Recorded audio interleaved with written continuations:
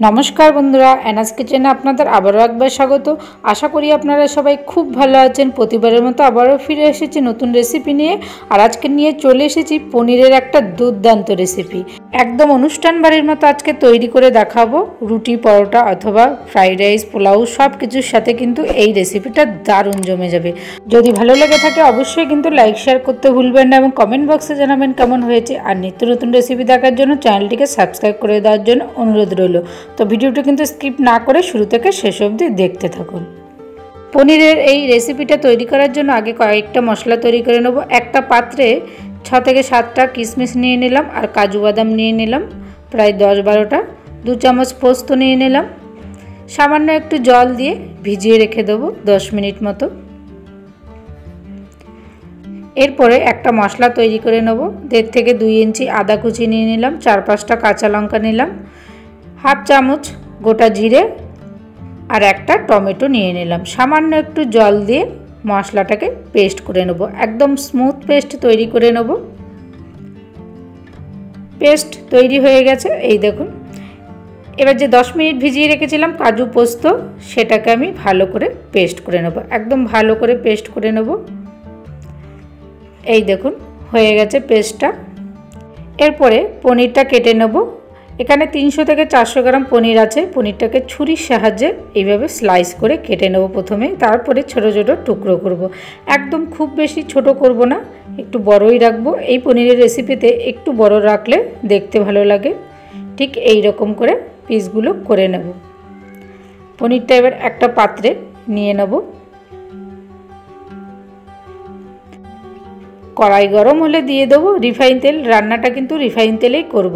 पनिरेर रेसिपिते किन्तु रिफाइन तेलेई सबथेके बेशी भालो हय। एबार पनिरगुलो हालका करे भेजे नेब। एकदम हालका करे भेजे नेब, खूब बेशी भाजबो ना। ग्यासेर आँच एई समय लो टू मिडियाम हिटेई राखबो। এই রেসিপিতে পনিরটা কিন্তু না ভেজেও কিন্তু করা যায়, তবে একটু ভেজে নিয়ে করলে খেতে কিন্তু বেশি ভালো লাগে। এরকম ভাজা হলেই তুলে নেব। ওই তেলের মধ্যে আবারও কিছুটা পরিমাণে রিফাইন তেল অ্যাড করলাম। ফোড়নে দিয়ে দিলাম গোটা গরম মশলা, একটা তেজপাতা আর একটা শুকনো লঙ্কা। সামান্য একটু গোটা জিরে দিয়ে দিলাম। একটুখানি নাড়াচাড়া করব। এরপরে যখন এর থেকে একটা ভালো স্মেল আসবে তখন দিয়ে দেব বাটা মশলাটা। আদা জিরে আর টমেটো যে পেস্টটা তৈরি করেছিলাম সেই পেস্টটা দিয়ে দিলাম। দিয়ে দেবো স্বাদ মতো নুন। অবশ্যই স্বাদ অনুযায়ী নুন দেবেন। খুব সামান্য একটু লাল লঙ্কার গুঁড়ো অ্যাড করলাম। একদম খুব সামান্য হলুদ গুঁড়ো অ্যাড করলাম। এবার একটু ভালো করে মশলাটাকে কষিয়ে নেব। যতক্ষণ না কাঁচা গন্ধ যায় ততক্ষণ মশলাটাকে লো টু মিডিয়াম হিটে কষিয়ে নেব। মশলা থেকে কাঁচা গন্ধ চলে গেলে দিয়ে দেব কাজু পোস্ত কিশমিশ বাটাটা। সামান্য একটু জল দিয়ে ধুয়ে দিয়ে দেব। আবারও একটু ভালো করে নাড়াচাড়া করে নেব। কাজু বাটা দেওয়ার পরে কিন্তু খুব বেশি সময় ধরে কষাবেন না, সামান্য একটু কষিয়ে নেবেন। এবার দিয়ে দেব 2 চামচ টক দই।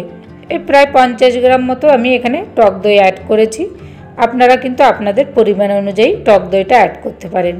টক দইটা কিন্তু আগে থেকে ফেটিয়ে নিয়ে দিতে পারেন কিংবা কড়াতে দেওয়ার পরেও কিন্তু ভালো করে নাড়াচাড়া করে কষিয়ে নেবেন। স্বাদ মতো চিনি অ্যাড করলাম। অবশ্যই স্বাদ অনুযায়ী একটু হলেও কিন্তু চিনি দেবেন, তাহলে রান্নার যে স্বাদের ব্যালেন্সটা এটা কিন্তু বজায় থাকবে। মশলা থেকে তেল বেরিয়ে আসলে দিয়ে দেবো পরিমাণ মতো অল্প জল। এখানে কিন্তু 2 থেকে 2.5 কাপ মতো জল অ্যাড করেছি। খুব বেশি জল দেবেন না, তাহলে কিন্তু ভালো লাগবে না। এই গ্রেভিটা কিন্তু ঘনই থাকে। জলটা দেওয়ার পরেই কিন্তু পনিরটা দিয়ে দেব। পনিরটা দিয়ে নেড়েচেড়ে ঢেকে দিতে হবে। পনিরটা কিন্তু একদম খুব বেশি নাড়াচাড়া করবেন না, তাহলে কিন্তু ভেঙে যাবে।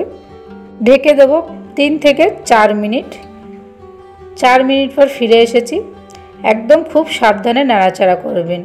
পনিরটা কিন্তু ভাজার পরে আপনারা কিন্তু একটু গরম জলে দিয়ে রাখবেন, তাহলে কিন্তু পনির নরম থাকে। উপর থেকে 4টে কাঁচা লঙ্কা ছড়িয়ে দিলাম জাস্ট একটু স্মেলের জন্য। দিয়ে দেবো হাফ চামচের থেকেও কম শাহি গরম মশলা আর 1 চামচ ঘি অ্যাড করব। ঘি গরম মশলাটা দিয়ে হালকা নাড়াচাড়া করে নেব। এই পনিরের রেসিপিটা কিন্তু সম্পূর্ণ নিরামিষ। যারা নিরামিষ খান তারা কিন্তু এই রেসিপিটা ট্রাই করবেন, দারুণ লাগবে খেতে। সবশেষে দিয়ে দেবো সামান্য একটু কসুরি মেথি। এই কসুরি মেথিটি দেওয়ার জন্য পনিরের এই রেসিপিটা দুর্দান্ত একটা স্মেল আসবে, খেতে হবে কিন্তু দারুণ।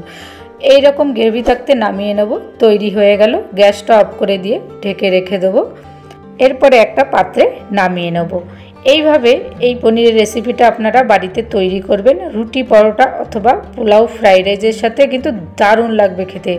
নিরামিষ দিনেও কিন্তু এই রেসিপিটা দিয়ে জাস্ট জমে যাবে। আপনারা কিন্তু অবশ্যই এই রেসিপিটা বাড়িতে একবার হলেও ট্রাই করবেন। আশা করি আপনাদের ভালো লাগবে। আর যদি ভালো লেগে থাকে লাইক শেয়ার করতে ভুলবেন না এবং কমেন্ট বক্সে জানাবেন কেমন হয়েছে। আর নিত্য নতুন রেসিপি দেখার জন্য চ্যানেলটিকে সাবস্ক্রাইব করে দেওয়ার জন্য অনুরোধ রইল। সুস্থ থাকবেন, ভালো থাকবেন। আবারও দেখা হবে নেক্সট রেসিপি নিয়ে। প্লিজ আপনারা অবশ্যই পাশে থাকবেন। ধন্যবাদ।